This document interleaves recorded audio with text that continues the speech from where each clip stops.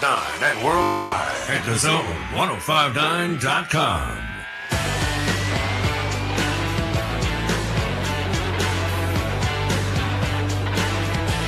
What in the world do we do today? Welcome in. Welcome in. This is a live show on a Wednesday in the Bureau, the Mississippi Farm Bureau Insurance Studio. Mississippi Farm Bureau Insurance. Go with the home team. They are your home team at Farm Bureau all across the great state of Mississippi. Your hometown heroes, that's your local Farm Bureau Insurance agents. I'm Matt. I am here. Beaver is here. We're going to prove that in a minute. Most importantly, you are here, and glad you are. And there's lots of ways for you to be a part of the show on this Wednesday. And what in the world? Like, what do you do? What do you do on a Wednesday during football season? Because here's it. Like last week was the opening week of college football, but I say the opening week. It was the week after. You had the whole, first weekend of games. Well, however, we had Labor Day on Monday, so we weren't here then. I was really, really, really sick, all right? So it was a weird week there. Came on like Tuesday, which felt like a Monday, recap the games. I missed Wednesday of last week because I couldn't bring myself to do it. And then we got back on Thursday. Well, by that time, you already had like a Thursday night NFL opener coming up. You had big Thursday night games. So all I'm saying is my excuse for kind of being, head spinning a little bit today is this the first one. It's the first one of these. A Wednesday after the start of the football season, you go, okay, what do we do? Because we're a little too far along, aren't we, to go back and continue recapping the weekend? Even though on Monday or Tuesday, other things took precedent. We didn't really even talk much about Arkansas losing in overtime and blowing a big lead at Oklahoma State and stuff like that. Yesterday was a whole bunch of other stuff. It's really not Wednesday. You don't look back and recap the previous weekend. And what about previewing? We do need to take a look at the schedule. It's just that the games aren't tonight, they're tomorrow night. And even if you did have Wednesday night action, it's not like we're going to come on here and talk about it. It's not like you're that interested right now. So what do we do?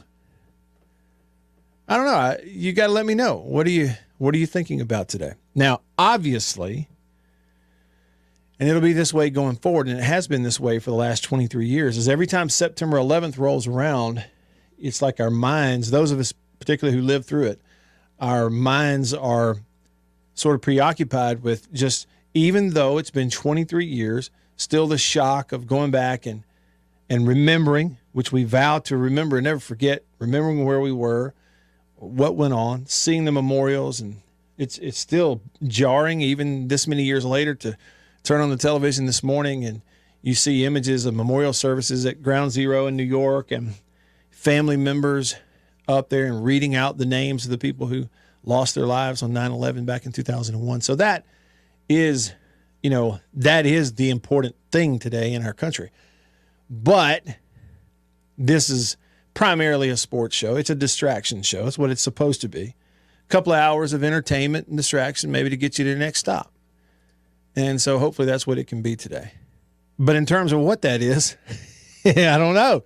Is it looking ahead? I don't know.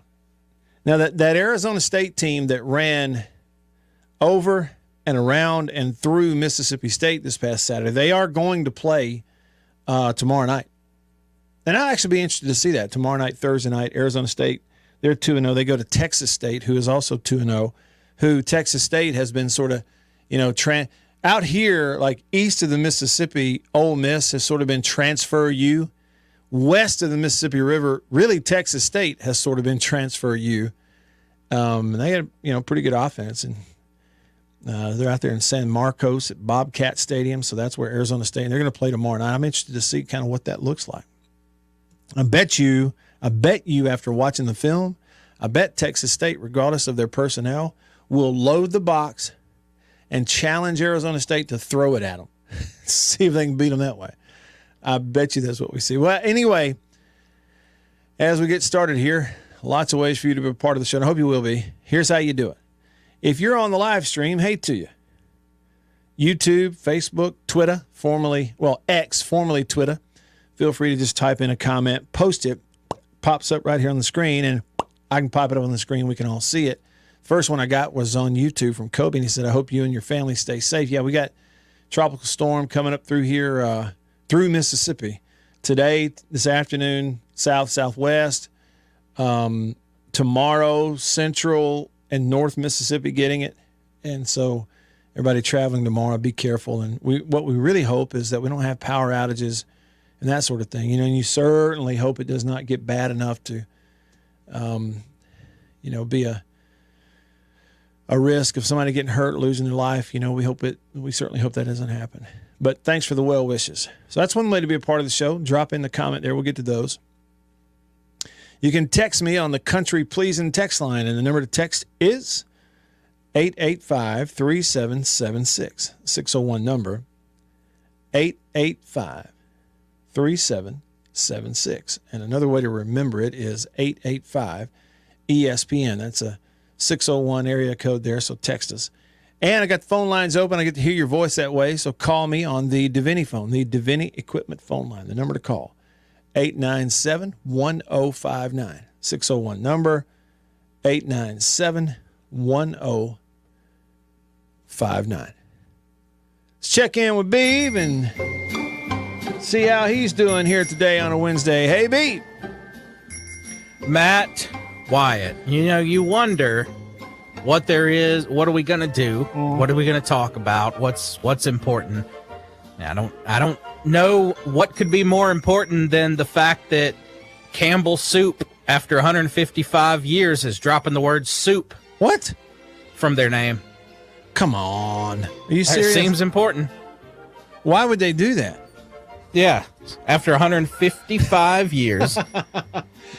Why would they? The subtle yet important change retains the company's iconic name, reputation, and equity built over 155 years, because they've purchased other snacks like Goldfish, Snyder's of Hanover, Cape Cod, Pepperidge Farms, and apparently they think that people are going to get things like Goldfish and Pepperidge Farms cookies confused with soup.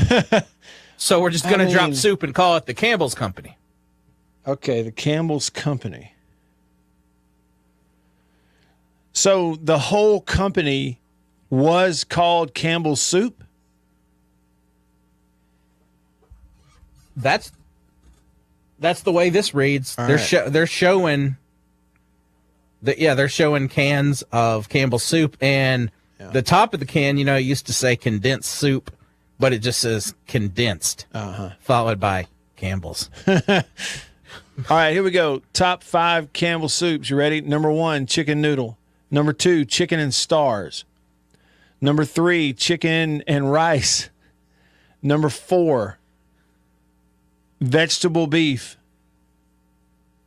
And number 5, I don't know. I don't even know another one. I just arranged the only Campbell soups I can think of in the top 4. I don't even know of a number 5. Is there another? Oh, tomato. Campbell's tomato soup. There's my top 5, B. I won't disagree with anything except tomato. You would never enjoyed tomato soup. Okay. You wouldn't put it in the top 5. All right. But I also, when I want some Campbell soup, when I want some soup, I can't even tell you the last time I had a bowl of soup. But if I want some soup, Campbell, they're not going to be my go-to. Okay. They're little cans. Yeah. There's not a whole lot of soup in there. Give me the chunky soup. Chunky? Is that the one Dak Prescott's the spokesman for? Yeah. Uh-huh. Okay. We also we buy the cans of Progresso soup sometimes. And then you remember back in the day, I haven't had this in forever, Beaver, but I used to like it. My dad would back in the day buy the big, huge can of beef stew. Remember that? Yes. Dinty Moore. Yeah. Is that it? Yeah. It was good. I missed that. that. We used to eat Spam. Did you ever eat Spam? What? Once or twice. I've had it a couple times. It's been a long time. You know, I will say, I used to really look forward now when my mom would make a bunch of grilled cheese sandwiches, and she'd take like 2 cans of that tomato soup and mix it up real thick. We'd eat tomato soup and grilled cheese sandwiches. I used to look forward to that. Oh, hey. This just popped in my brain space. You mentioned Spam. Let me tell you a little hack that I learned. I think it was just last year. So during Jake's show one day, and I can't remember who it was, but someone texted in and they said, hey, Spam with brown sugar on it. Yeah, I'd heard that before too. Yeah. And they said it tastes like a McRib from McDonald's. And we did a comparison. Jake went and got the Spam, he got the brown sugar, and he got he went and got a McRib. It was McRib season. Okay. And of course, I was the guinea pig. Wimberly can't taste his own creations. It has to be left to me. What'd you think? Let me tell you, whoever that was texted, the Spam with the brown sugar was actually better than the McRib. Wow. The McRib has fallen so far down these days, because I used to love it when I was a little fat kid. But now that I'm a grown fat kid, it's not as good. It's not nearly as good. And yeah, the homemade recipe here, the Spam was better than a McRib. What is the McRib made of? Nobody knows. Nobody needs to know. Because it's not ribs. Why is it shaped like ribs when we know it's not ribs? What do they do? What sort of like cast iron griddle are they mashing that thing down into to give it that shape? And why? I don't know, man. Well, you can shape. I think it's basically just pink goo that you can shape into anything. and that's how they do it. And cook it on a griddle, throw some barbecue sauce, and the beavers of the world will lap it up. Well, all right. I'm just saying, Beaver, it's been so long since I had it. I know good and well that the Homecoming Queen and Half Pint, they will not touch it.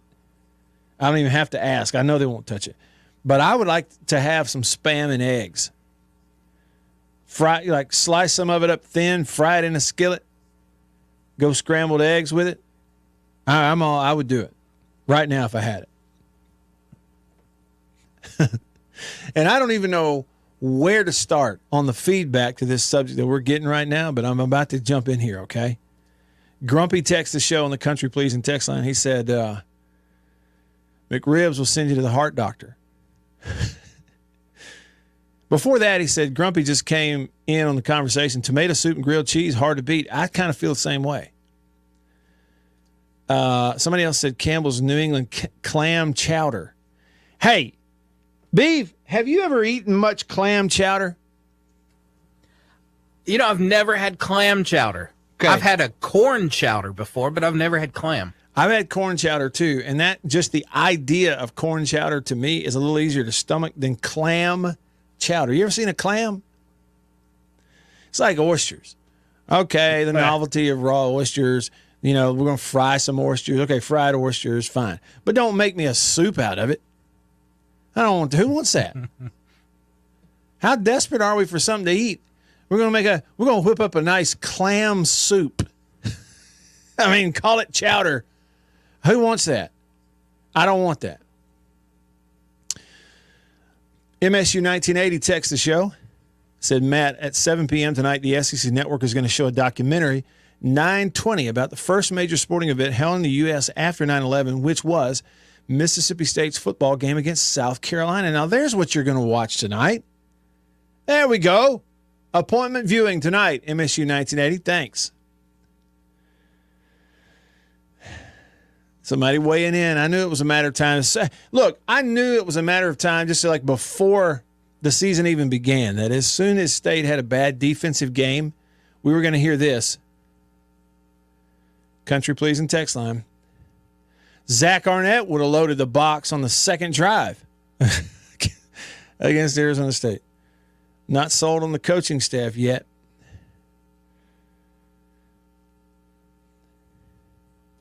Paramount text and said, chicken a la king on toast?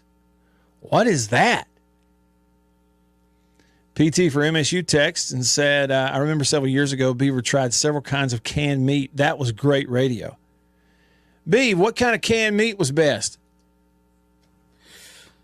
None. 0. None. It's funny they mentioned, who said that? PT? PT for MSU, yeah. It's funny you mentioned that because as you were talking about how you wanted some spam, I was looking directly at, and I was going to let you know, are you going to be here? Is tomorrow one of your here days? Yes, supposed to be, weather permitting. Okay. Well, I'm looking at, on the ledge of the window in the studio, we still have a can of Libby's corned beef in a can. I know it's not spam, but, he speaks of the potted meat. Yeah. We have that left over still from that taste test day. Once again, I'm the guinea pig in all this crap. And that's left over. We didn't get to that one. So I can offer you some canned corned beef tomorrow. How long's it been sitting there, though? It doesn't matter. I don't think it matters with potted meat, does it? I'll go look and see if there's an expiration date. Hang on. Okay. He's going to check the expiration date and be right back with us. Nick texted the show and said, here it is, the goat right here. Dang, Beaver read my mind. Dinty Moore beef stew. That's it. I'm telling you, that's good stuff now.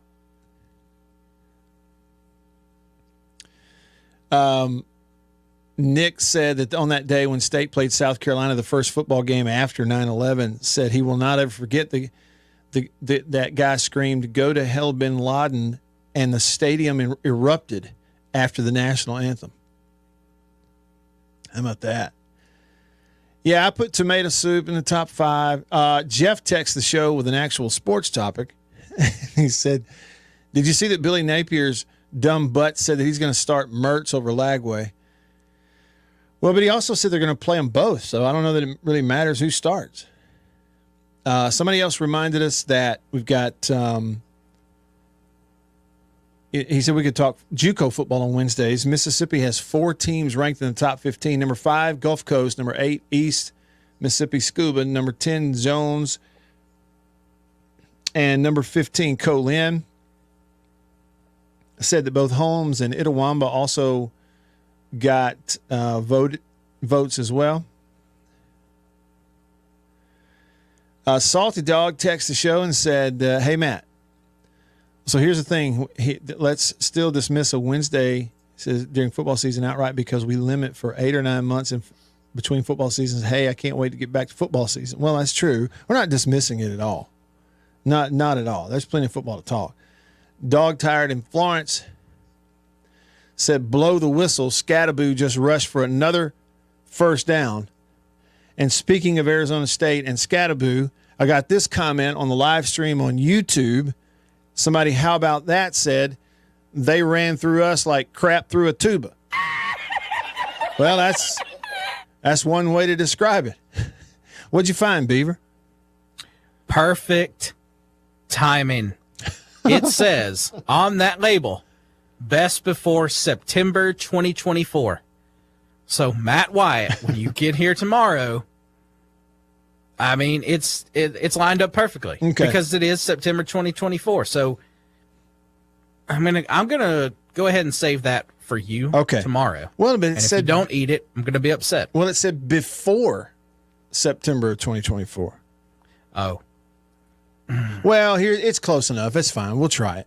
Because look, I'm at a stage in my life, Beaver, where I'll do just about anything for a good story. So even if this went wrong and I got sick, I mean, it'd make a pretty good story, right? Down the road on the radio. I don't know that I can condone you trying it though, because then I'm going to feel bad because I'm the one that brought it up. No, don't feel bad about it at all. I'll make the decision. It's out of your hands now, B. The idea is in my head, and the prospects are in my hand. So you are absolved of any responsibility going forward. And I might do it. Get hungry enough. Hail State fan commented on YouTube and said Zach, meaning Arnett, may have struggled as a head coach, but I guarantee he would have made defensive adjustments much sooner than Hutzler. Arnett would have filled the box and dared him to throw it, he says. Now, Bill on Facebook said the main thing is Levy has this team competing and never quitting. That's impressive. And they do get credit for that. They do get credit for playing better in the second half than did in the first half. In the first half, they played bad enough that it wouldn't have been too hard, really, to play better. But they played a lot harder as well. Now, look at this. Gene, who's down there around Vicksburg, as the song says, on Facebook, Gene said, Matt, 2 black bears were killed by cars in Warren County on Highway 61 north of Redwood last week on 2 different days. Good night. Hey, and Gene, let me just go ahead and put this out there too. I have a friend who we've been having a laugh here lately. He's from the Delta over there, like way up in the Delta, even outside of Clark's, closest to Clarksdale, but not in Clarksdale. And I'm picking up that he believes that on the other side of the levee, on all that land between the levee and the river, he believes that Bigfoot lives over there. And even told me how to look it up. There was a story on Memphis News 10 years ago where a hunter had recorded video in the woods up in that area of what appeared to be some big hairy something or another. But it had really dark black fur, and I'm pretty sure it was a black bear that they mistook for like Bigfoot. What do you think? Just getting started with you on this Wednesday. Stick around. Hi, Alicia from Ceasefire here, talking with...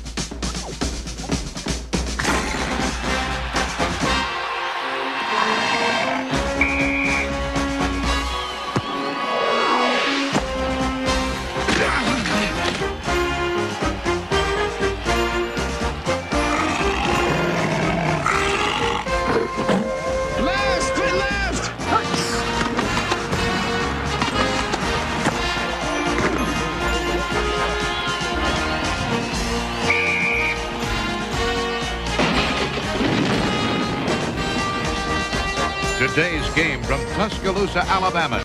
Time was, their breakfasts were gloomy. They just didn't feel right, and they didn't know a delicious cereal could help their sad plight. So they tried this and tried that, but irregularity kept coming back all the same. For as often the case, lack of bulk in their diet was actually to blame. Once at the grocer's, the wife was so drooping and sagging that a neighbor said, "Get on Kellogg's All-Bran wagon. Why, All-Bran has a flavor that's scrumptious to eat.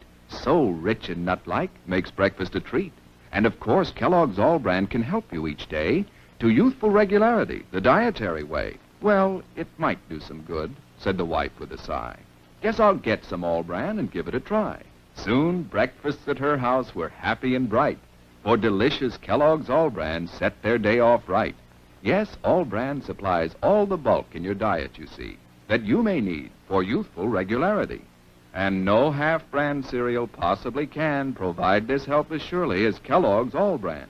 A delicious, non-habit-forming aid to your diet. You're sure to like All-Bran. Just buy it and try it. Get on the Kellogg's All-Bran wagon with the best bran in the land. The cereal that tastes grand, the cereal that's All-Bran, a breakfast treat that can't be beat. Be a regular guy and climb aboard the All-Bran wagon. Eat Kellogg's All-Bran.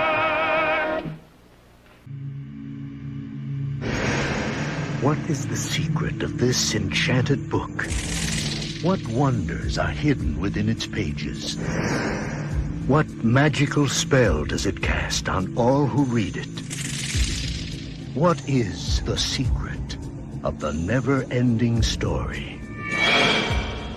But that's impossible!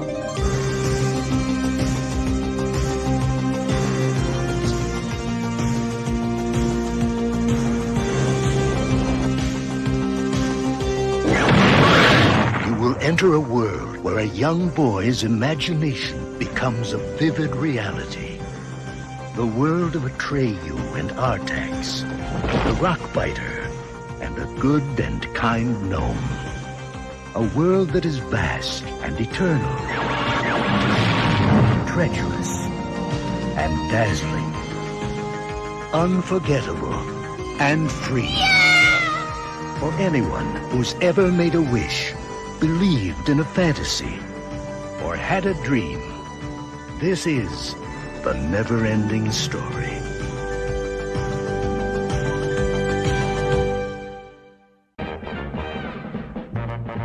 It's a new thing, it's a fun thing, it's a swing wing. It's a what? It's a swing wing, it's a wing wing. A brand new transparent fun thing. It's a what? It's a swing wing. A fun thing. And now it's your favorite store thing. It's a what? Mazda announces some great news for truck buyers. Right now, you can beat the already outstanding value of the $67.95 Mazda SE. 1059 and worldwide at thezone1059.com. All right, back with you. I'm Matt in the Bureau, the Mississippi Farm Bureau Insurance Studio. Mississippi Farm Bureau Insurance, go with the home team. They are your home team. Your hometown heroes. That's your local Farm Bureau insurance agents. Now, regarding the potted meat that remains in the studio from the taste test that Beaver and Jake had on their show a while back, and the fact that the expiration date on it says before September of 2024, which it is right now, we did get a text that said you're still good for about 6 months after that expiration. And that's what I would think. I mean, you know, good old Armageddon food would, I would think, be potted meat. Survival food, right? Because not only can you eat it, you can probably light it on fire and use it as a candle that won't even burn up. Right? Using this bait. Also, bait your traps. All right. Kenny, don't call me Ken. Kenny says, with my limited knowledge, it appears to me that Chapin is pretty sharp, accurate, and poised. He's a talented dude now. There's no question. He's talented. You know, if he were, it's crazy how it works, but if he were 2 inches taller and about 20 pounds heavier, he might not be here. Okay, but because he's 6'1", 205 or 210. But if he were 6'3", 6'4", 225, everybody would be like, oh, man, because he's really talented now and is a plus athlete as well. And he's doing good things.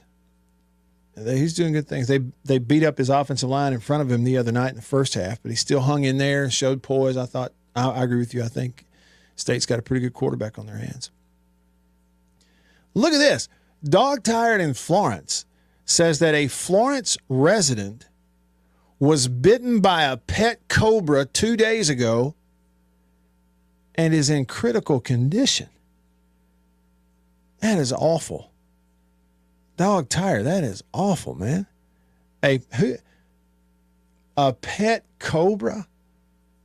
Here's my thing. If you have a pet cobra, nothing against people who want to have a pet snake, go ahead on. It's your life, you know, YOLO. But look, if you have one, what are your chances of being bitten by it versus people who don't?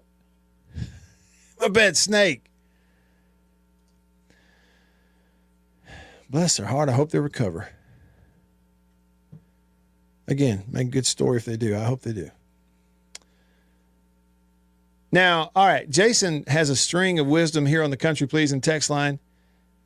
And I work it backwards here because, you know, we had Gene over here on Facebook who told us that last week a black bear was hit by a car and killed 2 different days, 2 different bears, 2 different days up above Vicksburg on 61.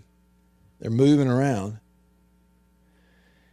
Now, Jason in Flagstaff said, it's odd how black panthers are never killed on the road. You know, are there panthers in Mississippi? Oh, again, people say, yes.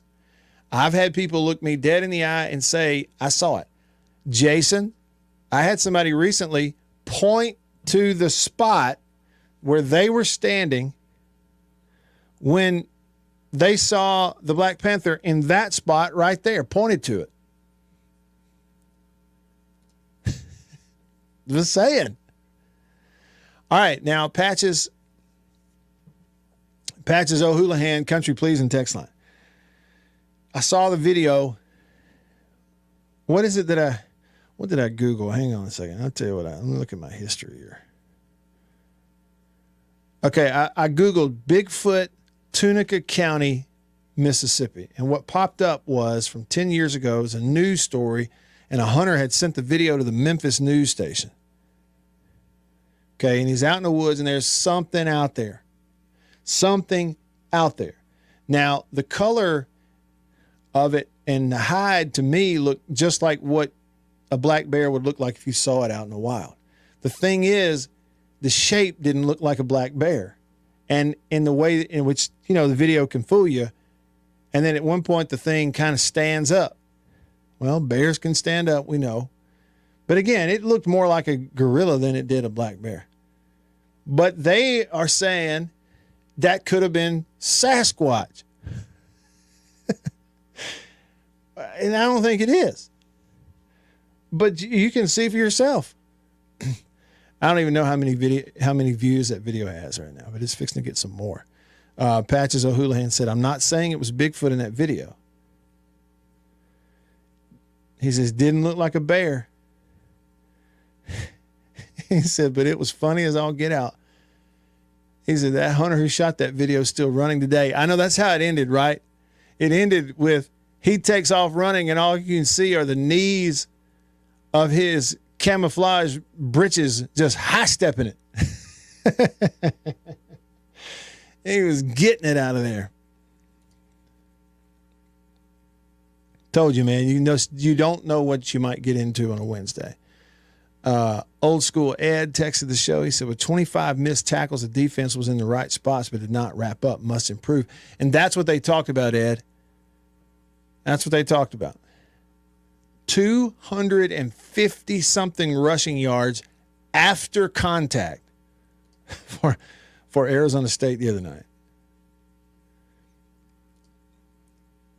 Bill texts the show. Matt says, I have absolutely seen a Black Panther in the Delta just outside of Duncan, Mississippi. He says, when I get a chance, I'm going to text a picture of the prints next to a size 12 boot.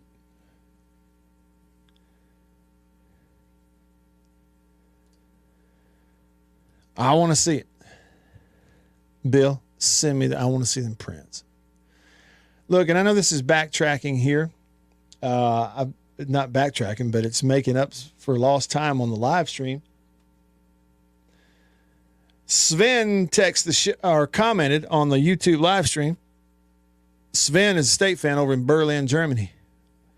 He said, let's talk about what Coleman Hutzler has to do to get this run defense fixed. We can't go into SEC play next week with such a defense. We will not win a single game. I mean, one thing it's going to help is if you can get, your nose guard and your second or third best defensive end healthy and get them back on the field. Dinkins and Anderson. That'll help. But Hail State fan said coaches blamed lack of tackling in the Arizona State loss. I blame not filling the box to have more players that could possibly make tackles. Yeah. Now, I got to bring this up. American Patriot on the YouTube live stream last week going into the Arizona State game said that State was going to lose the game by 30 points. Now, State did lose. They lost by 7, as it were, ultimately. But let's be real. The first half, and it's just but the first half did have the look of a game that they were about to lose by about 30 points. Now, State played better in the second half. Arizona State, a little bit foot off the gas and had the big lead and went conservative, but State climbed back in it because they executed on offense, and defense got 2 stops in a row and translated the scores, and they got right back in the game. But the same guy American Patriot, is saying that State will lose by 10 points this Saturday to the Toledo Rockets. I'm just saying, same guy. Says they're going to lose to the Toledo Rockets. What do you think? Toledo gave up 20-something and scored 30-something against UMass this past weekend, who State plays later in the year, right? Will gave me a happy hump day. Same to you, Will. Glad you're here. Appreciate you being a part of the show. Let's see. What does this say? How about that? It says, watching the debate last night was like watching State play Bama in football with the head referee being a known Bama booster. You think like Trump walked into an ambush last night? That's what a lot of people were saying. What did Joseph say? We're talking about the McRib. Joseph on Facebook said, Matt, McDonald's is trying to get it figured out with the McRib. Kind of like Ole Miss trying to figure out their mascot. Joseph ain't ever going to let Ole Miss drop the mascot thing. Joseph is not going to let them drop it at all. Hail State fan disagrees with me. He's on YouTube, says clam chowder is awesome. He says he has it every time he goes to a Red Sox game. I've never been to a Red Sox game. I bad want to go someday. What I'm saying is, you know, there's some things that sound appealing, right? Like, think about this. Crawfish etouffee. Doesn't it just sound like you want to eat it? Really? Banana pudding. It just sounds good. All I'm saying is clam chowder. I don't want it. I still want that. I just don't want it. That's all I can say about it.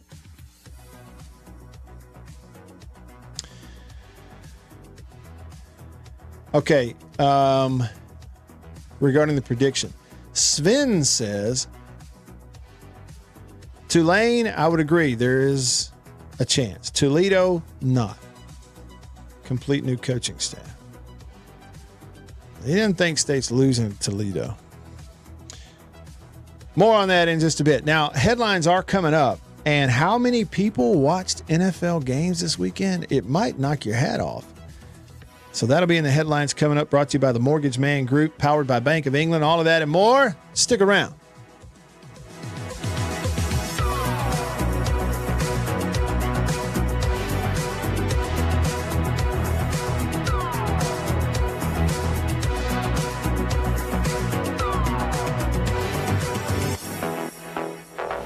Have you ever wished for one product that would clean and shine almost everything in your house? Here it is, Clean and Shine. Like magic, Clean and Shine leaves a nice shine on fine wood furniture, so you don't need furniture polish.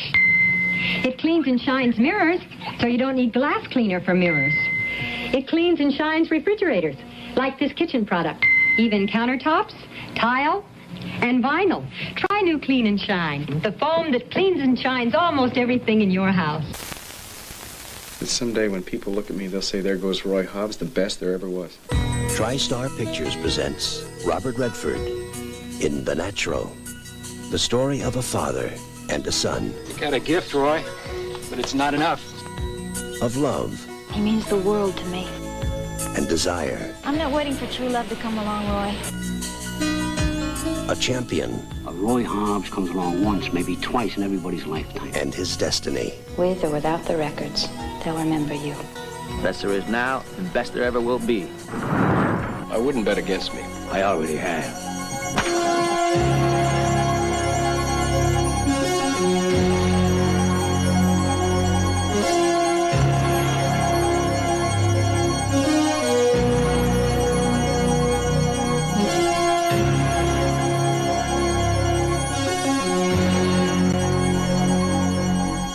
Robert Redford, Robert Duvall, Glenn Close, Kim Basinger, Wilford Brimley, Barbara Hershey, Robert Prosky, and Richard Farnsworth as Red. The Natural.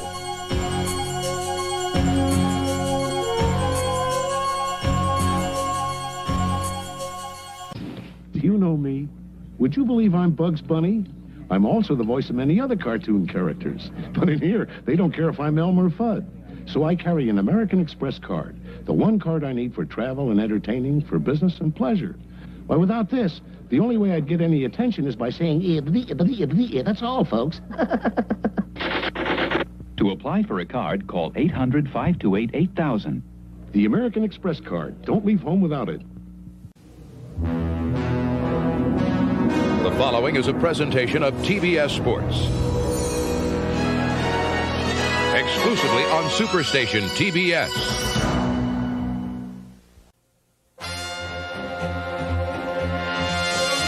Superstation TBS presents the Atlanta Braves, America's team. Atlanta Braves baseball is brought to you by Budweiser. Beechwood aged for that distinctively clean, crisp taste that makes Budweiser the king of beers. This Bud's for you. By the official airline of the Atlanta Braves, Delta. We love to fly, and it shows. And by Eckerd Drugs, America's family drugstore.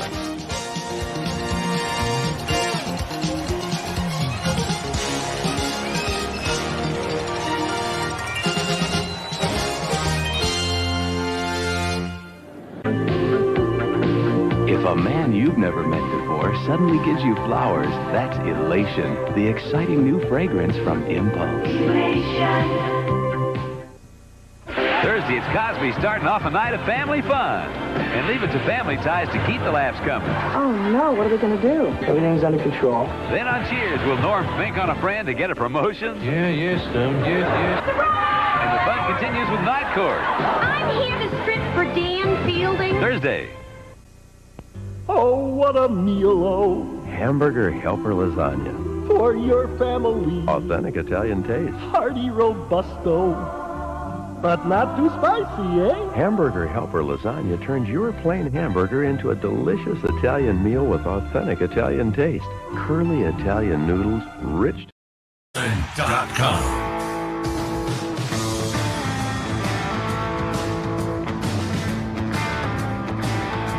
Back in the Bureau, the Farm Bureau Insurance Studio. Sven's prediction for the game. 45-14 Mississippi State over Toledo. There is Sven's prediction. And American Patriot, who said they would lose by 30 last week, says they're going to lose by 10 this week. And who was it? Mac in Vicksburg said, well, Patriot missed it by 23, so that translates to a 13-point win this week. Yep, transitive property holds up. All you people out there wasting your money trying to double it and triple it, think you're going to do that betting on sports, have a ball. Take it to the bank, right? Now, Kevin is picking me up. We all need encouragement from time to time, a little pat on the back, something that gives us a little boost, helps us to stand up straight or maybe poke our chest out and believe in ourselves a little bit. And Kevin says on Facebook, Matt, you're the man, my brother. Love your show. Kevin, thank you. I appreciate it. I needed that. Needed a pat on the back. And now I need some headlines. Let's go. Good evening. I'm Ron Burgundy, and this is what's happening in your world. Good evening, and welcome to Eyewitness News. Here's what's making news. Headlines on the show brought to you by the Mortgage Man Group, powered by Bank of England. Our man, Went McGee. Went! Find him online at mortgagemanms.com. Locations in Ridgeland, Starkville, Oxford, and in Tupelo. That's the Mortgage Man Group, powered by Bank of England. Headline number one. NFL ratings in Week 1 set a new viewership record. The NFL averaged 21 million viewers per game during the opening week. It made it by far the most watched Week 1 on record for the NFL. The league and Nielsen, the company that does the ratings, said today or this morning that the per game average on TV and digital platforms, 12% increase over last year. They began tracking this, by the way, back in 1988. By far the most viewership on average for NFL games across the opening weekend ever. 123 million people saw at least part of one game. That's the highest total for an opening weekend since 2019. So ratings are huge for the NFL. Now, what do you chalk that up to? I mean, really, what do you chalk it up to? You know, I got theories. The NFL continues to be king when it comes to interest across all these demographics and everything else. Coast to coast, every time slot, everything. There, I think, there's no one reason for it. It continues to grow and all this. There's no one reason for it. But I think one of the major factors is sports is not life. Sports is not politics. Sports and a league is different than other stuff. And so, therefore, sports work when every fan of every team, whether they are diehard their whole life or just out here on the periphery, every fan of every team every year feels like, you know, we may have a shot. You know, there's new life. When the worst team every year goes and gets to have the best young player come onto their team every year because of the draft. Where the spending, it's not like the Yankees and the Rays in Major League Baseball. They all have a cap. And there's space under that cap based on where they are and what contracts they do and all those kinds of rules. Free agent rules. They police each other. They don't have some rogue outfit of the 32 teams that's breaking every rule, and anytime they get caught, they sue the league. You don't have all that crap either. They have a league because they have rules and they enforce it. And everybody plays by the same rules. And the teams that get ahead do it on the field, not with a bunch of nefarious you-know-what off the field. And people invest in it because it's real. Yes, and everything I just said is kind of the opposite for college sports nowadays. Run, tell them I said it. Headline number 2. Prime example. Are you ready? Auburn quarterback Peyton Thorne, who had himself a really bad day, and I am not at all making fun because let me tell you something. I've been there. I know just exactly what it feels like to play for an SEC team and throw 4 interceptions in a non-conference game. Did it. Lived through it. Thank the Lord it was pre-social media. Can you imagine? Auburn quarterback Peyton Thorne says that he has fans who bet money on the game that are putting in Venmo requests to him for him to pay them their money back they lost because they bet on the game.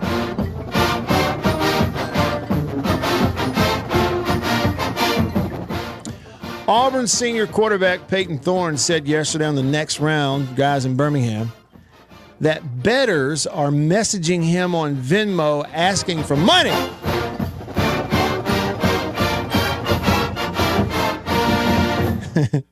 His quote, "They're definitely not sending me cash." He said, "It's funny, when they lose money, they want their money back. But when they win money on a parlay, no one's ever sent me any of the money." Folks, listen. Let me just tell you all kinds of stuff you're going to hear. Now, these are real things, okay? But just know when you hear it from me and others, there are other things that go along with college football that offset it. The passion, the pageantry, the rivalries,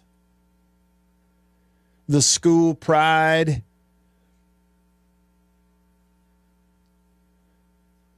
There's something to all of it, sure. But you're living in a time where You know what you also have? Degenerates betting money on a game. It's the only way they'd really be interested in the ball game to begin with, is if they had some money riding on it. The quarterback has a bad game. They lose their money because they're the idiots who betted on the game to begin with. And to prove just how cerebrally short they fall, they get on Venmo and ask the quarterback to send them the money they lost. Yeah, that's what we're dealing with. The worst of the worst. Oh, how I wish that Peyton thought he's a great kid. He is. Because if he wanted to ruin those people, all he'd have to do is leak their names and their profiles. That's all he'd have to do.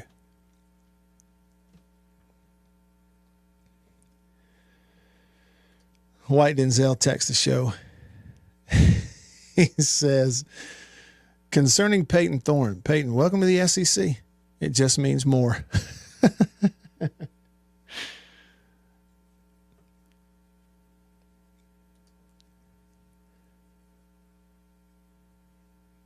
Jason out in Flagstaff said, do I need to call and straighten these people out on how animals that actually exist in a known area aren't ghost stories? Well, hey, Jason, all I'm telling you is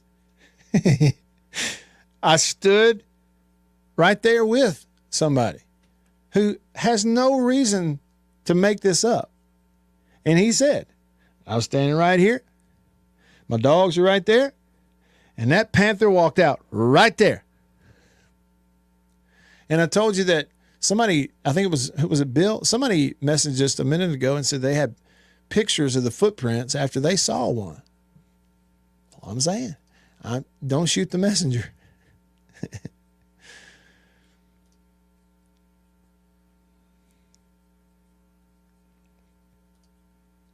Those are your headlines, by the way, brought to you by Bank of England Mortgage. The Mortgage Man Group, powered by Bank of England Mortgage. And Mortgage Man Group's got locations in Ridgeland, Starkville, Oxford, and in Tupelo. You can find them online at mortgagemanms.com.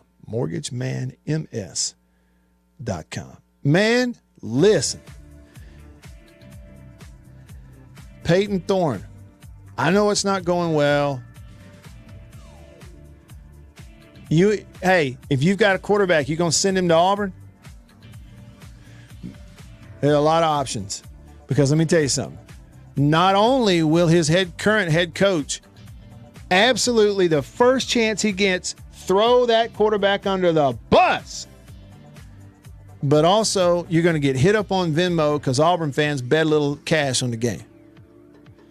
Give me a break. Hour 2 of the show coming up here in the Bureau, the Mississippi Farm Bureau Insurance Studio. Mississippi Farm Bureau Insurance. Go!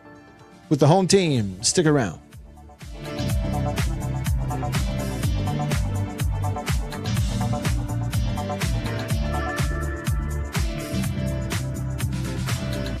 Thursday, it's Cosby starting off a night of family fun.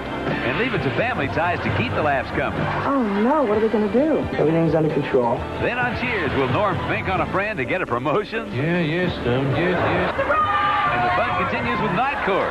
Thursday. For over half a century, dairymen have tried to capture in cans the flavor of pure, fresh milk. And now Foremost has discovered the secret with an evaporated milk that's closest by far to fresh milk itself. Kind of hard to believe, isn't it? An evaporated milk that doesn't have that old-fashioned evaporated milk taste. But it's true, and you can prove it. You know how most evaporated milks taste in coffee. The flavor goes flat. But try Foremost. You'll see it's white, the way milk ought to look, not drab tan like other brands. And when you taste it, well, if you're anything like me, you'll never even know it isn't pure, fresh cream. You try it and see. That's Foremost, the closest thing in cans to pure, fresh milk. Remember, your family gets the most from Foremost. Coca-Cola, come on, girl. Gotta share a Coke with you. Let the feeling show through. You wanna live a little bit more. That's what the taste of Coke is for. Coke is life. Everybody wants a little life. Coca-Cola, Coke is life. Everybody wants. Come on, Harry, come on. We're getting our picture taken. Special moments. Times of your life you'll want to remember. In pictures. Smile, Howard. Smile. To help make those pictures look as good as they can, make sure Kodak paper is behind them. If you don't see these words, it isn't Kodak paper. Just look for this sign when you get your pictures.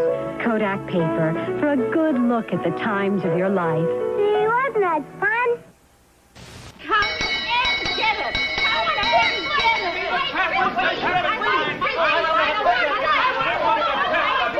Stop the confusion. Stop the confusion. Everybody wants to get into the act with Kellogg's Variety Pack. Buster wants the cornflakes. Pop wants a pep. Mama loves the raisin bran. Mama is hip. Sister loves Rice Krispies. And there's Uncle Jack.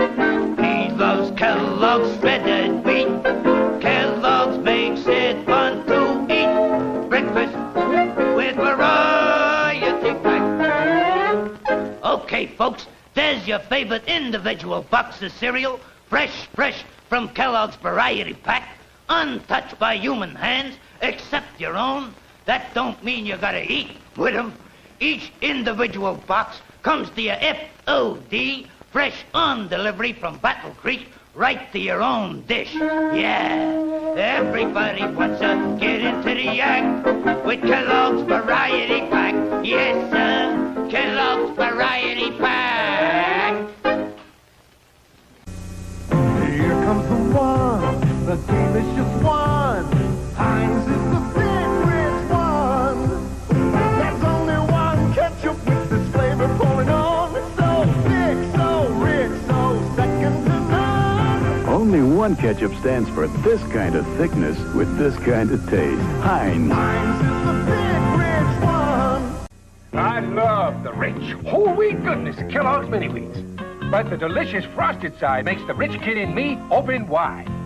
The nutritious shredded wheat helps keep me on my toes. But the little ballerina in me thinks the taste steals the show. Kellogg's Mini Wheats. Wholesome shredded wheat for the adult in you, great taste for the kid in you. So they're delicious and nutritious. The whole grain wheat really packs a crunch. But the delicious taste gives it just the right punch.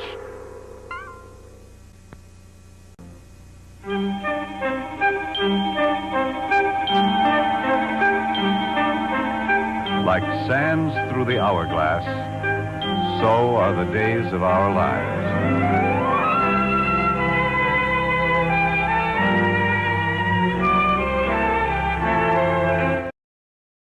Whatever your morning sounds like, Nature Made fits right in. Whether you're looking for vitamin C or a multivitamin to get key nutrients, we've got you covered. Now that's a good morning.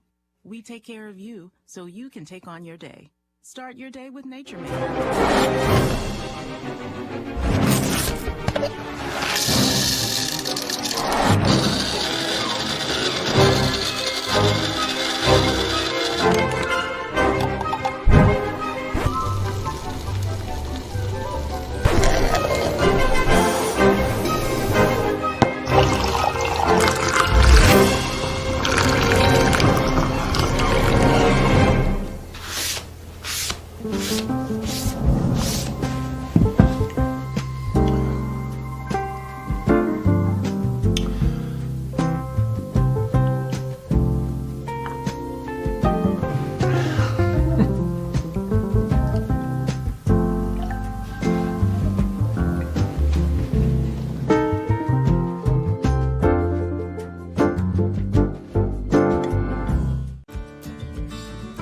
I was born and raised in Greenville. I've always called Greenville home. This is where I, was raised, went to high school, graduated high school, worked all my life here, leading up to going to college. So even when I moved from Greenville, I always told people, they asked me where you're. And worldwide. Now, here we go. At the zone, 1059.com.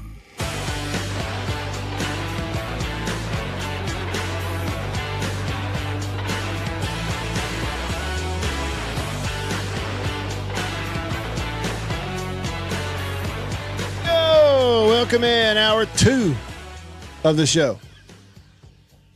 I'm Matt in the Bureau, the Mississippi Farm Bureau Insurance Studio. Farm Bureau, go! With the home team. They are your home team. I'm Matt in the Bureau. Beaver is here. We can confirm. He's driving this bus. He's going to get you home safely in your driveway in about an hour from right now. Looking forward to that. And moving along, hope we keep you entertained for, I don't know, keep a conversation going for another hour or so. You can be a part of it. I hope you will be. You can comment on the live stream if you're out there in Facebook or YouTube land or out there on X, formerly Twitter. You can be a part of the show. For example, here's Sven, who says Freeze did it already last Saturday. He threw Thorne under the bus, and it was disgusting. Boy, did he. All right. Just rehashing it. We talked about it yesterday. Here it is. You decide for yourself. Okay. And look, the kid didn't play well at all. I mean, you throw 4 interceptions. And for any team, that's hard to overcome. Sure it is. But what all goes into that? Right? What all goes into it? Whose responsibility is it to know what he can and can't execute in a ball game? To know what he's comfortable executing in a ball game? Whose responsibility is that? Whose responsibility is it to have an offense whipped up into a lather and ready to just go out there and do it? To where everybody, including the quarterback pretty much, can hold one arm behind their back, maybe put on an eye patch, and still do their job. What I'm saying is, I've seen lots, and you have too, lots and lots and lots and lots of good offenses over the years, and lots of excellent quarterback play from guys who at one point in their career were not good, and all of a sudden now they're good. They figure it out. And they self-evaluate. Let me ask you another thing. Freeze said, well, our coaches felt like the package was too big and we had too much going on. Maybe it's going to be. Whose fault is that? Whose responsibility is that? It's all the quarterback's fault at Auburn. Us not executing the offense from the quarterback position, truthfully. We just didn't, I've got a reel of about 15 plays that it's just things we've got to get right and are typically done right in practice. And our coaching staff feels like maybe we attempted to carry too much because of all the different looks that they give you, which they do, and they did a good job with that. And instead of us just, this is who we are, and let's do what we know we can do, where there's a clear mind, clear head, and I assure you the package will not be big moving forward for this week. And the package was too big. That's quarterback's fault too, right? We got a reel of 15 plays. You ran 55 plays in the ball game. And you got 15, but it's him. It's all him. Just telling you, man, throw him under the bus like that. There's a way to handle it and a way not to when the quarterback did have a bad game and did hurt you with turnovers, your chance of winning a one-score ball game. There's a way to handle it. That ain't it. That's not the way to handle it.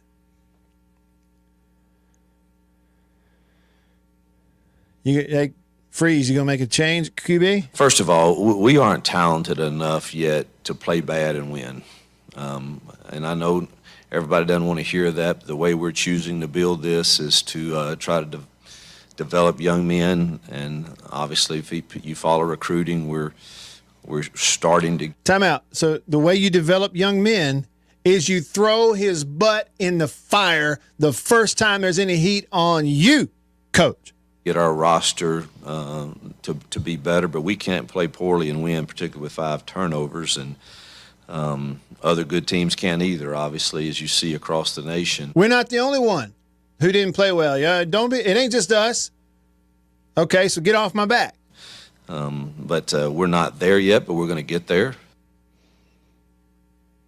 And the whole getting there, I have my doubts on that too, because like I said, when Freeze was at Ole Miss, during that time, one thing that was an advantage to him was his and their willingness to throw money around in recruiting and load their roster that way. And it eventually kind of bit him in the butt, right? Because still that was at a time before we had quote unquote NIL, which is actually pay for play, which is totally acceptable now for everybody. Okay, so then it was kind of working for them. And they were loading the roster to a degree that they really hadn't before because they were willing. And he was willing. And then he went to Liberty, where I'm going to be honest with you, they're willing and were during the time that he was there. And they've continued to win. And Ole Miss got them, hey, they're fine now in a new era. But I'm telling you, at Auburn right now, at this moment in time, Auburn's got money to throw around to pay their roster. Well, so what? That's not an advantage because everybody can do it.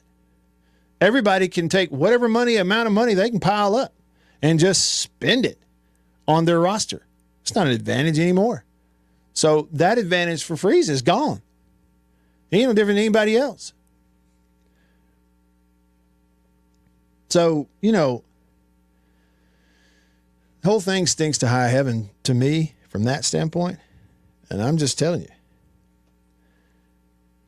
Okay, quarterback didn't play well. And there is criticism that comes along with playing that position. Sure it is. But from your head coach? I mean,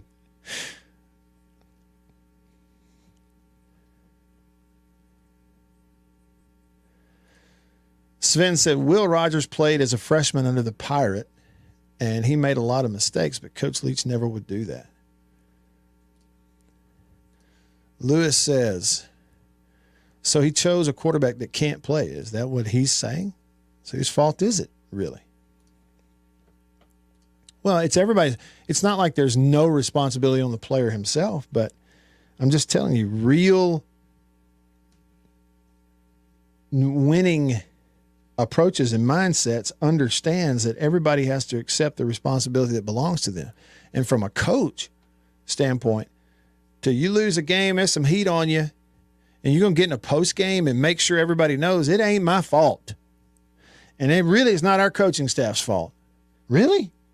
What's wrong with you?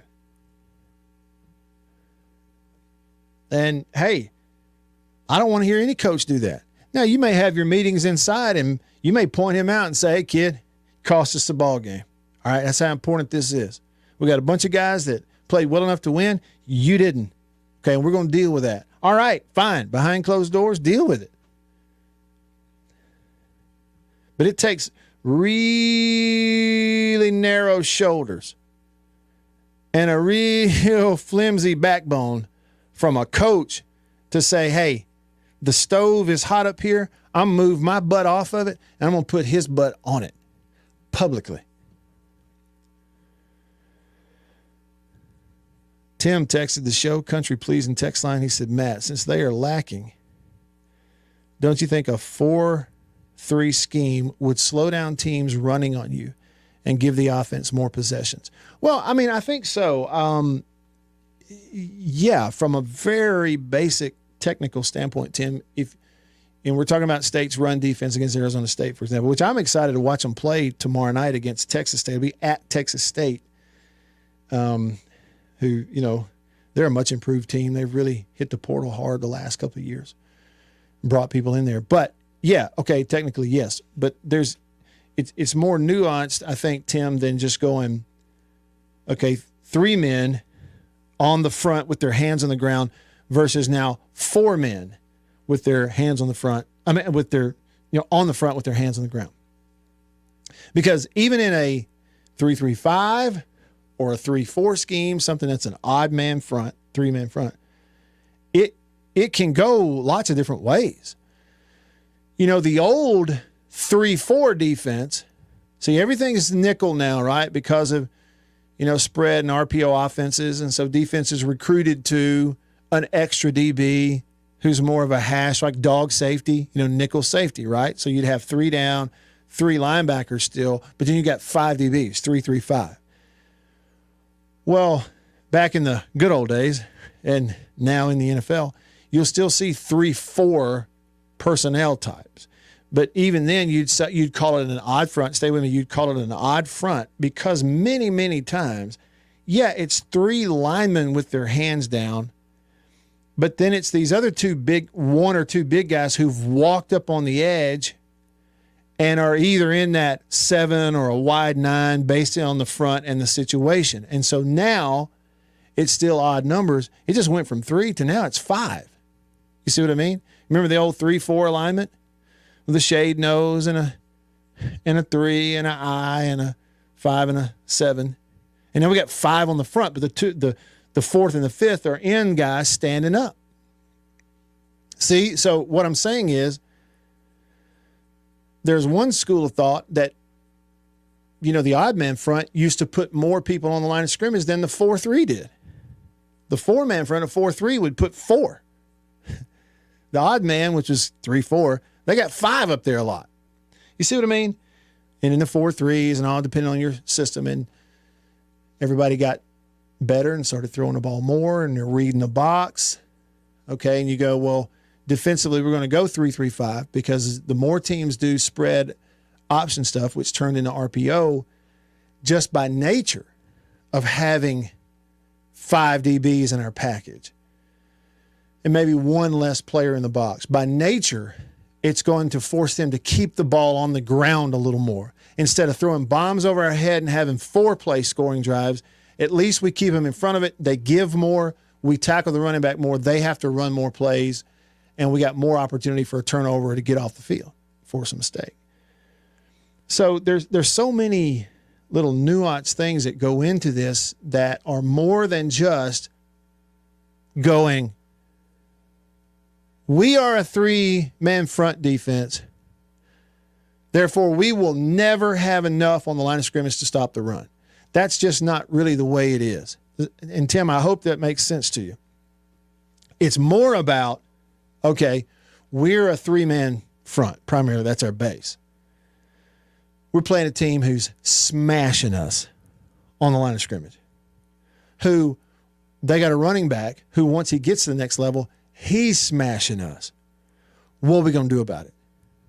Well, it may be more of that overhang player to a weak side, strong side where, yeah, it's 3 down, but he's up there on the front. So now we got a 4-man front more often in these certain packages where we have no choice but to play man-to-man behind it.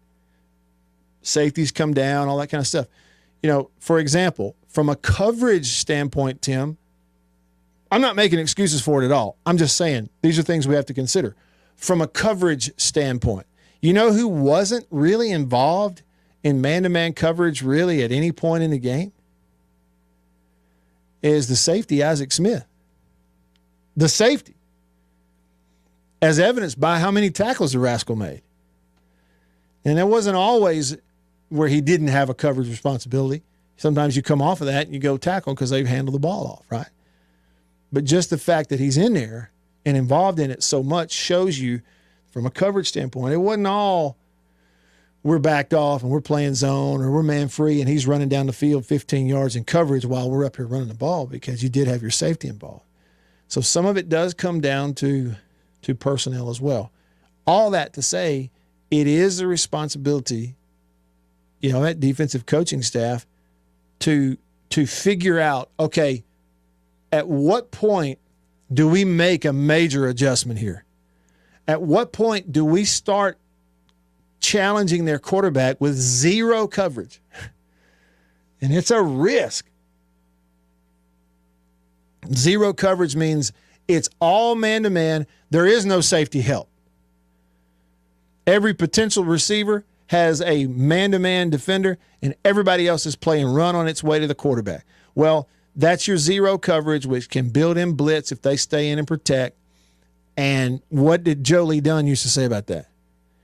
You go zero blitz, one of two teams is going to get to play its fight song. One of the teams will get to play it after the play. Either they're going over our head and scoring, or we're going to hit him 7 yards deep and maybe knock it out of his hands and we fumble recover. So, yeah, it's risk-reward. Like, what do you want to do?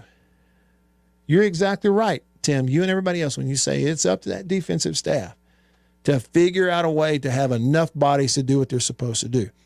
I have never taken Levy to this point to be someone who's trying to mince words and talk around the issue. And when he said on Monday, and it's true, the bigger issue, more so than scheme or alignment, was the fact that we had guys that missed tackles. Okay? And, 200 and something rushing yards after contact is not a normal number. Now, a whole bunch of that has to do with their player. Arizona State's running back really good. And then somebody go, well, Matt, you're a hypocrite. You just complained about one coach at another school putting the issue on his players, and now you're saying Levy put the issue on his players. Well, there's a difference, though. One is nobody is singled out. Okay, it's a collective thing. Here's what we didn't do. It's a collective thing. And two, if you listen, it is a thing of saying, okay, we have to be quicker to adjust. We have to be able to do these things. But effectively, the lesson is on the defensive side of the ball, making a tackle is that's as basic as it gets. We're not talking about drawing up some exotic blitz and coming off the hash and he can't see it and we confuse their protection. There's scheme things that are built into it, but the most basic responsibility of a defensive player is to what? Tackle somebody. Hey, and when they bust through it, you learn a hard lesson. Tim said, well, you got to do something where holes aren't just wide open like that. You could drive a Mack truck through. Yeah, I know. And again, I guess one thing I haven't done, Tim, is gone back and watched every one of their running plays. It actually would probably be fun to do that and really slow it down and get an even better picture of scheme versus who's doing what. But the other side of that, too, is sometimes as a defensive tackle, I line up in the right place, and on the snap of the ball, the guy across from me physically moves me out of the way. And you're right. It's not – sometimes as fans and onlookers, Tim, we get fooled into this mindset of it's like 11 folding chairs versus 11 folding chairs, and we got to put and if I put my folding chairs in the right spot, that stops them. Well, maybe that would be true if everybody's sitting still and if everybody ran the same speed and if everybody gave the same effort on every play. But in application, we know that's not the case, right? There's sometimes a smaller guy whips a bigger guy, and you can't explain it to save your life. It's like DBs and receivers. There's some DBs who would have a knack for covering one guy and couldn't cover another. And you can't quite figure those things out. And you're right. You do have to adjust and figure them out as the game goes on. And there comes a point in any game, which I think you and other fans probably felt watching that game. There comes a point in every game where, if something happens enough times, you almost have to throw the kitchen sink at it and risk everything in other places just to make sure you challenge them to be able to execute other stuff. And that's kind of what I was talking about the other night is, what is it that you can do in more situations to put the game on their quarterback as opposed to letting them dictate it by putting the game in the hands of their running back? And they did come out of the locker room in the second half and do a better job of that. And it helped them get back in the game.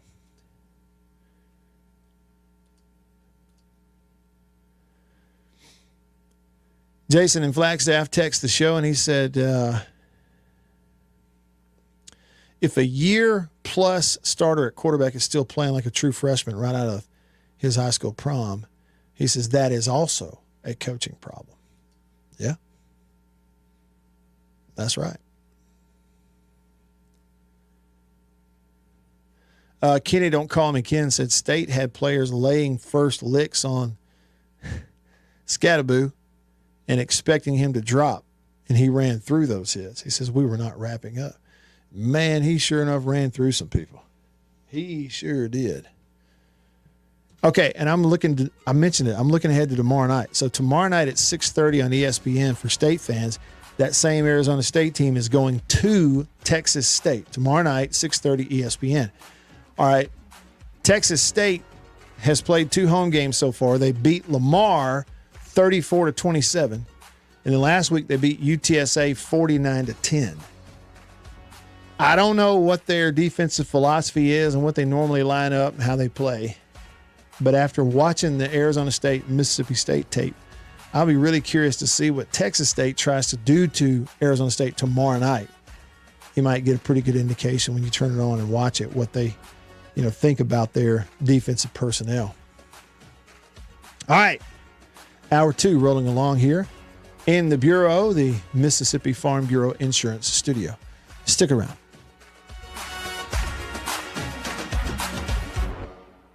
C-Spire.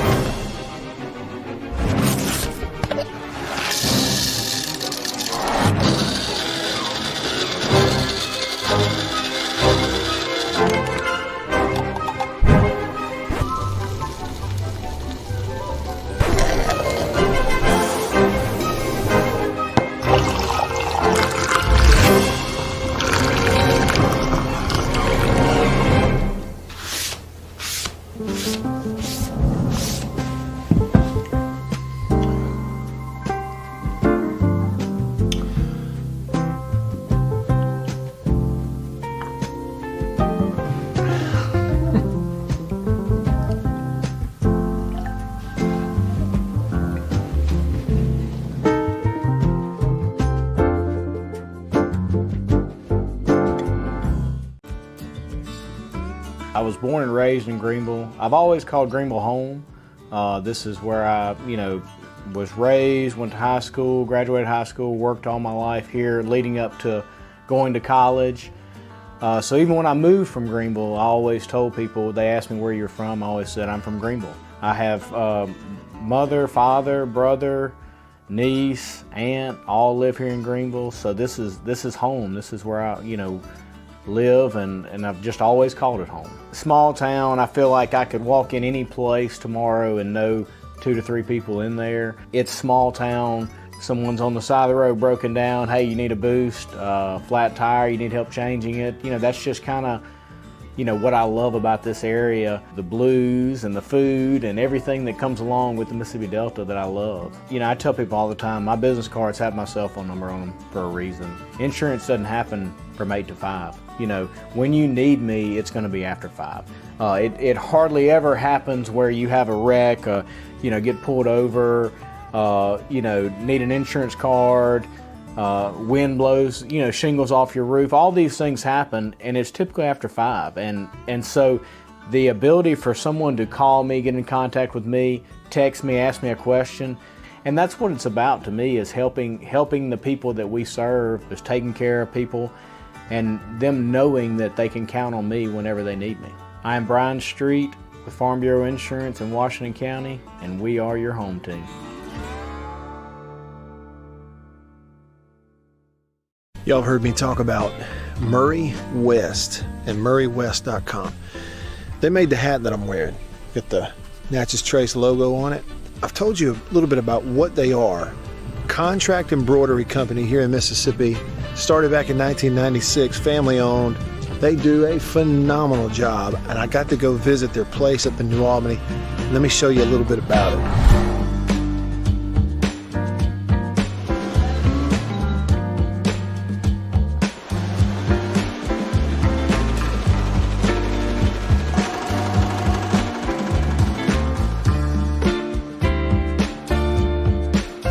Say they do quality stuff. They really do. And so custom apparel, team stuff, I mean, really and truly, just about every high school in the state is sending their embroidered, team gear, jackets, shirts, hats, stuff. Baseball teams, football teams, they're sending it to the folks at Murray West in New Albany. You go to their website, murraywest.com, you go to the bottom, you can kind of see some of the Prairie Wildlife, Ole Miss Athletics, Gentile, others that they work with. Can't recommend them enough.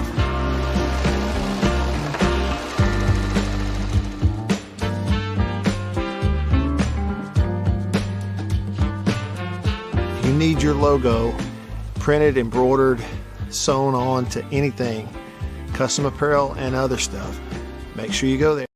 On the Zone 105.9 and worldwide at thezone1059.com.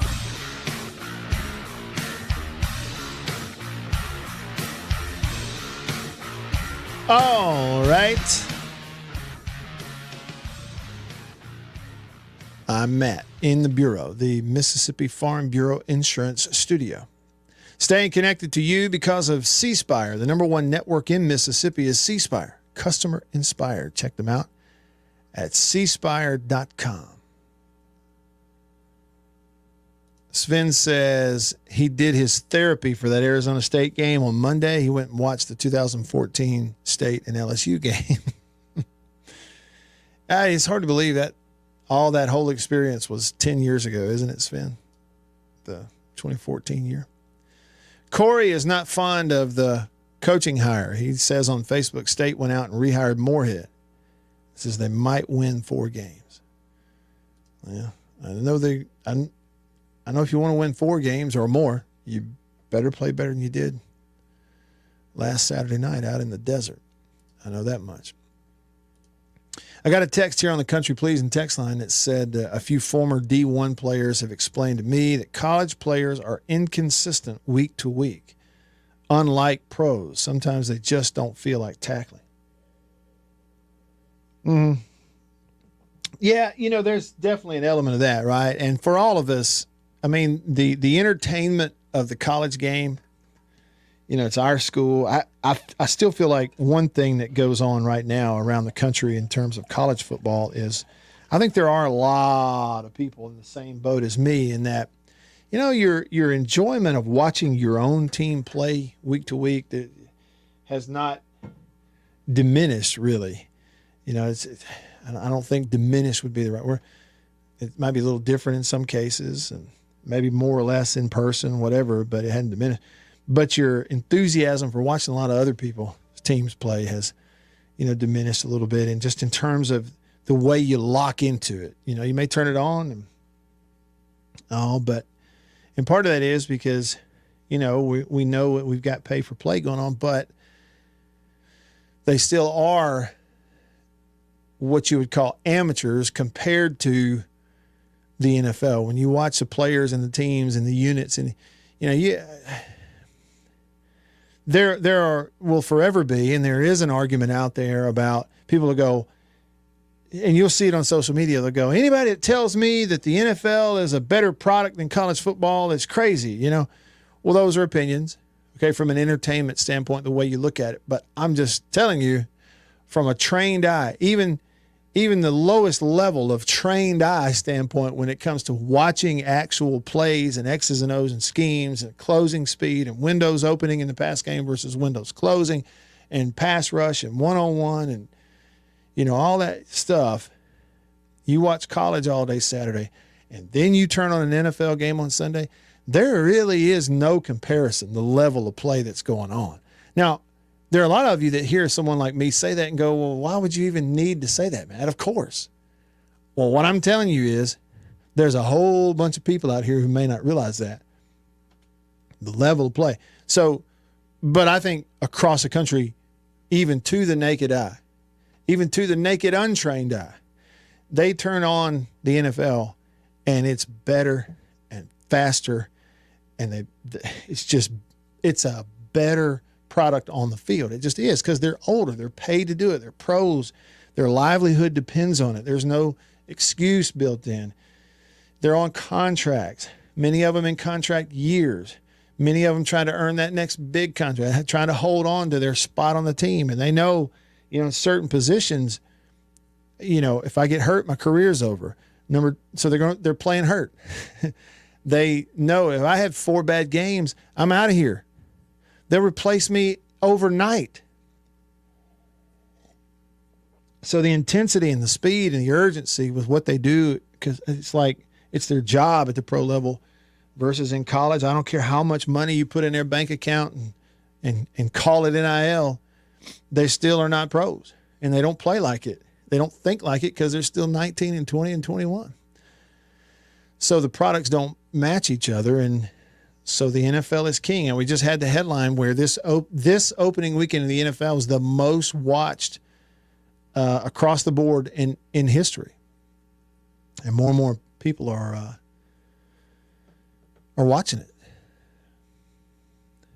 All right, let's go over to the phone line, the Davini Equipment phone line. Davini Equipment, Madison and in Jackson, your Kubota dealer. First up on line 1, Houston.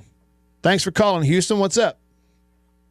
Hey man. I really like your show and what you've done, and I appreciate all that you did for Mississippi State, and for what. I've got a lot to say in a little bit of time. Okay. But first and foremost, our thoughts and our thoughts and prayers are with those who are still affected by 9/11. That was such a day that will forever be etched in our minds. And we ended up having to play South Carolina, and we were the first. We were the first football game after that, Mm-hmm. and they got, that was such a weird season, and it started there. But I'm just so grateful that we get to go to football games and be able to do all kinds of stuff, because as I get older, those things, it pales in comparison to the one people that actually work hard and keep our freedom the way they are. And so, anyway, the thing about our football team is we got the players, but we don't have the depth on defense, and we need them. And I was just asking Dak, could we borrow Michael Parsons for this weekend, and he's laughed, But so I mean, I'm trying to get everybody we can, because we truly are doing the best we can, and I'm trying to be as patient. I believe in Coach Levy, and I believe in his system, and his offense is something that I've wanted us to run for the past 13 to 15 years. So it's a really interesting thing, and I love your deep dives for your, where you go in there and you do the videos. Mm-hmm. It really helps me out, because I'm a nerd when it comes to that stuff. I watch it. I mean, I've literally watched when he was in at the start of the season. Even before that, I watched all of his games that he's coached in its entirety. So I know, I don't know the official words of the terminology yet, but if he gave me his playbook, I'd probably have it memorized in about 4 or 5 days, because I watch. I mean, I love it. I want tempo. Well, it seemed like to me we were frantic, and to start off, you know, and if I tell a team you got to average 31 points a game to stay in a ball game, that kind of puts you behind the 8 ball.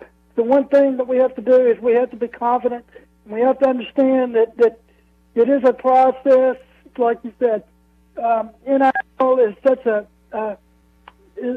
tough deal. People are saying, well, we need help in NIL. Of course we do, but we're not hurting as bad as people think we are. Mm-hmm. And that is just, that whole deal is just, it is so hard.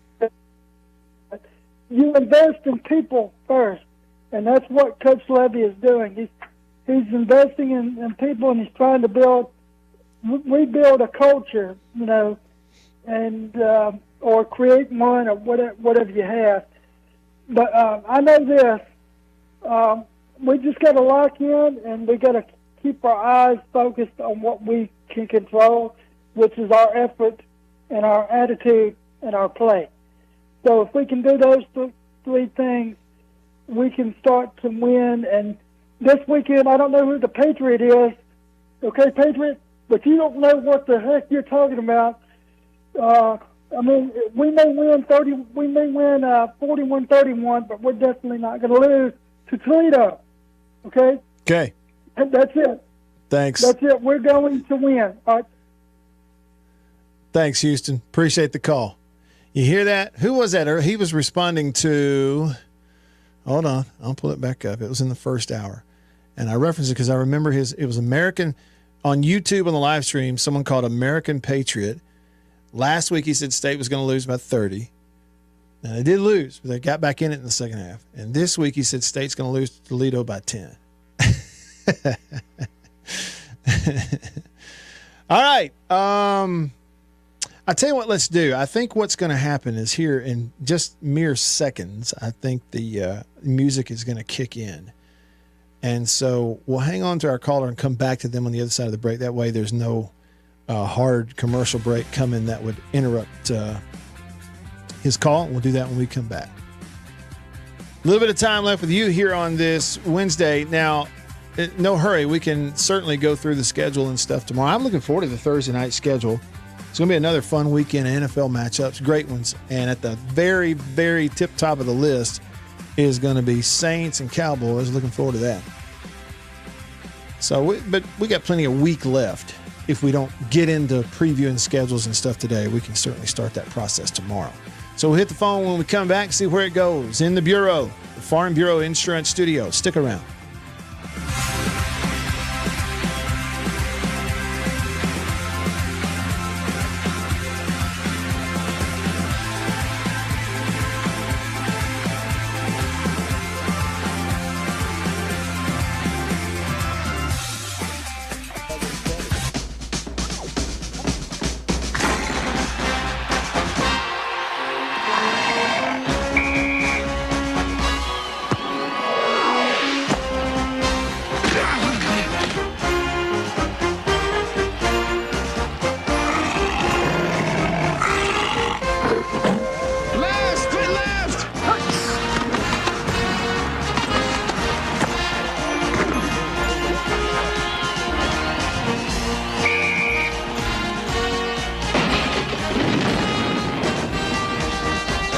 Today's game from Tuscaloosa, Alabama.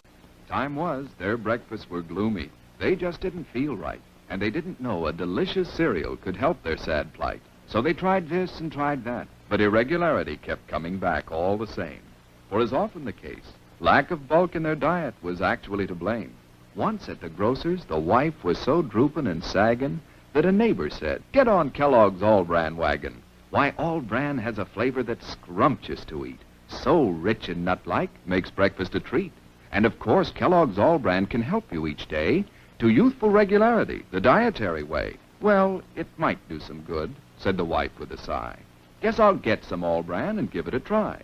Soon, breakfasts at her house were happy and bright, for delicious Kellogg's All-Bran set their day off right.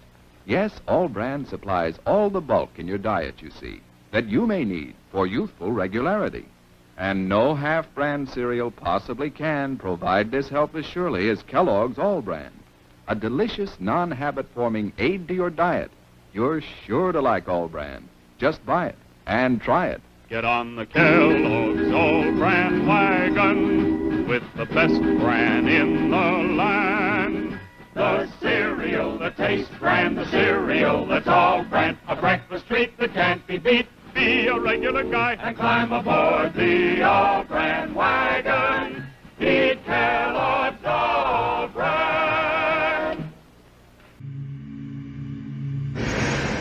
What is the secret of this enchanted book? What wonders are hidden within its pages? What magical spell does it cast on all who read it? What is the secret of the never-ending story? But that's impossible!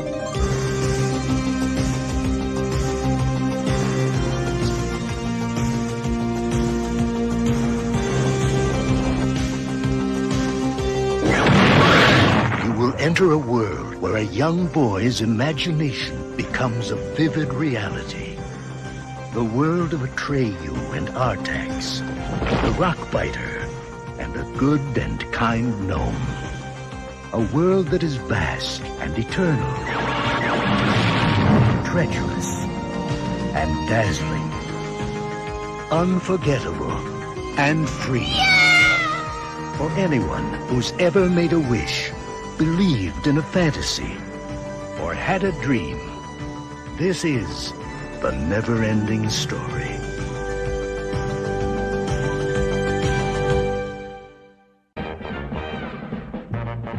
It's a new thing.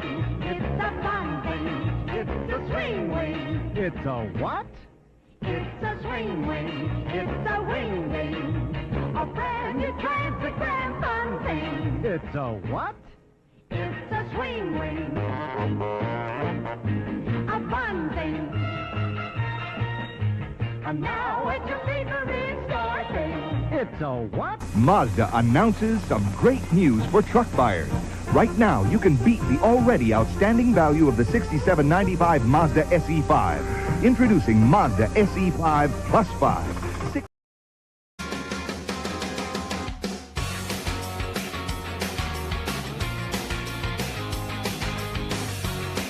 Back with you. About to come back to the phone real quick. Will said on YouTube, he says, I was enthused by NIU, Northern Illinois, beating Notre Dame. He said, seeing that coach cry from pride for his players just tells you that the NFL can't match the heart of college football, even if the play isn't pro. Will said, you think people watch Iowa because they want to see good football? No, sir. They watch because of the heart of the athletes. That's people's gripe with NIL. It makes college football about money more than heart. Will weighing in. Good stuff. All right, over to the phone line, the Divini Equipment phone line. Divini Equipment in Madison and in Jackson, your Kubota dealer. They are the oldest Kubota dealer in the U.S., in fact, which means that they've been doing it better, longer than anyone else right here at home at Divini. Over to line 2, where Rooster is hanging on. What's up, Rooster? Hey, guys. Yo. You know, thanks for talking about Auburn. I always relish the chance to talk about Hugh Freeze. You know, if I'm allowed to do that in my 60 years of reporting and commenting on college football, he's the biggest lowlife I've ever encountered. That was a debacle at Ole Miss. However, that quarterback for Auburn has been playing forever. He's played quarterback for 4 years. He's thrown 50 touchdown passes in Big Ten. You know, ironically, though, when I Googled him, because I wasn't sure about him, but when I Googled him and I Googled his personal life, only 2 sentences, but you know what it said, Matt? It said, Thorne is a Christian. I thought, well, how about that? Okay. My question for today is, with the hurricane coming, where is Art Browse when we need him? Where is he? Did you know? I have no earthly idea where he is. I mean, come on. When we hired his son-in-law, I thought we were okay. Where is the dude? Listen, got to play some teams this year, you know. I mean, I know there's no Auburn, there's no Alabama, and there's no LSU, but gosh, it's a tough schedule. Where is he when we need him? Of course, I'm got to be sarcastic, but I thought there was a terrific tie-in with him when they hired him. You know, I thought Feldman knew what he was doing. And, of course, the jury's still out. Hey, it's only 2 games into the season. I mean, don't panic yet. Right. But what, 345 yards rushing against 24? Where's Dylan Johnson when you need him? You know, anybody. And anyway, let me get off my soapbox, but I appreciate giving me an opportunity to talk about Hugh Freeze again. Thank you. Thanks, Rooster. God bless you. Appreciate the phone call. Yeah, Jason touched on that a minute ago. He goes, yeah, one real game in, and people are already down on the coaching staff. I don't get it. You know, I never did this before. Never looked at Peyton Thorne's career, you know, before and then up through his time at Auburn. Last year was his first year at Auburn after transferring from Michigan State. I didn't realize all this stuff. Okay, first of all, I didn't realize how old he is. He's got to be getting on up there because it's his 5th year to play in college, and he was so I guess like he and Will Rogers are the same age, right? Because like Will, Peyton Thorne was a freshman in college in 2020 in the COVID year. His first year out of high school was the COVID year, fall of 2020. He was at Michigan State. He played in 4 games that year, and looks to me like it was just mop-up duty, whatever. So then he became the starter at Michigan State as a sophomore in 2021, and he was apparently like really good. Played in 13 games, 60% completion, over 3,000 yards, 27 touchdowns, 10 interceptions. Okay, so that was his sophomore year, full-time starter in 2021 at Michigan State, and he actually had really good numbers. I don't know what their team did. 2022, his junior year, Michigan State. He played in 1 fewer game, 12 games, went up in completion percentage to 62.5, but threw for about 500 fewer yards. Didn't quite get to 3,000 yards passing. Fewer touchdowns and 1 more interception. So he took a step back as a junior, but still 19 touchdowns, 11 interceptions. And then transferred to Auburn, which was last year. And last year, his numbers at Auburn, in that offense at Auburn, as compared to either of the previous 2 years at Michigan State, just paled in comparison. So last year at Auburn, 13 games, 61%, but 1,755 yards passing. Didn't get to 2,000 yards, didn't even get to 1,800 yards. Last year, 16 touchdowns, 10 interceptions. So really, in terms of 3 years, 21, 22, and 23, Michigan State, and Auburn, each year Peyton Thorne's play took a step back in terms of yardage in the air, touchdowns in the air. Interceptions have been about the same every year. The team's different and that kind of thing. And his yards per completion have gone down every year. This year, you don't have enough really of a sample size. One game where they just totally overwhelmed Alabama A&M. But, you can watch him. I mean, in terms of athletic ability and stuff, it's there. It's just, watching him the other day against Cal, he was certainly confused. I tell you, the thing that was probably the biggest head scratcher in that Auburn game the other day against Cal was right at the end, they've got the football one last time. I think it was a 4th down play, maybe, trying to convert on a 4th down.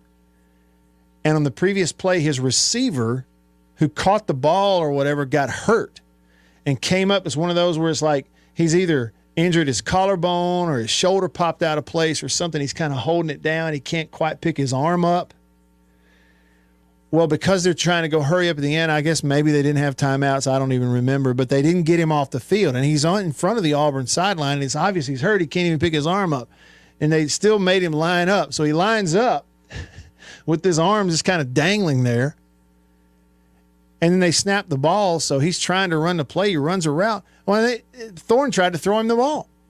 He threw it to the one injured player they had on the field.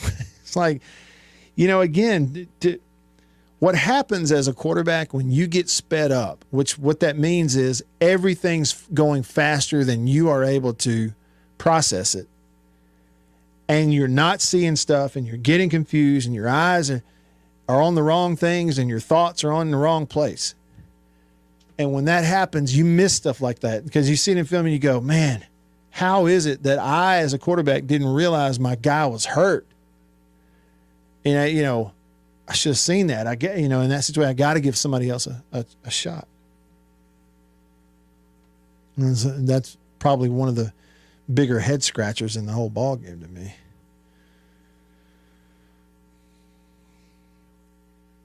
All right, that'll pretty much wrap it up for today.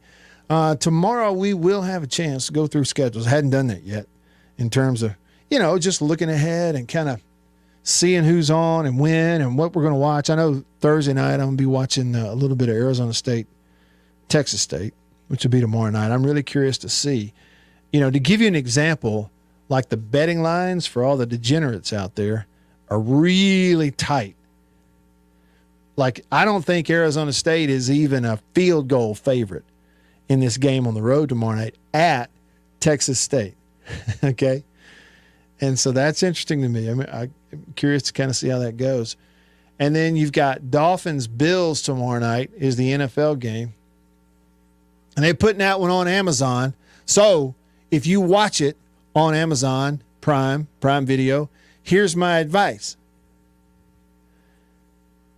Get you some coffee, some caffeine, or stand up while you watch it, because if you don't, Al Michaels and Kirk Herbstreit going to put you straight to sleep. It's dry as burnt toast. Maybe they'll talk about the dog. I don't know. And then we got to wait all the way till Sunday at noon. Saints and Cowboys. And I've got a photo shoot for some folks on Sunday afternoon. I'm going to have to record that sucker. So none of y'all, this goes for Beaver, because he'll be hanging out with Saints, bro. I'm putting out the word right now. None of y'all text me anything about the Saints and Cowboys game on Sunday afternoon, okay? Because I'm going to record it and watch it when I'm done. And so I don't want anybody spoiling it. What was that Seinfeld episode? It was a Mets game. I think that's what it was. What was it? Kramer ruined it for him after Jerry Seinfeld. And back then you had to record on actual tape. All right, that's it for today. For Beaver, I'm Matt. All of us here in the Farm Bureau Insurance Studio. We'll see you tomorrow, same time, same place. See you then. See ya.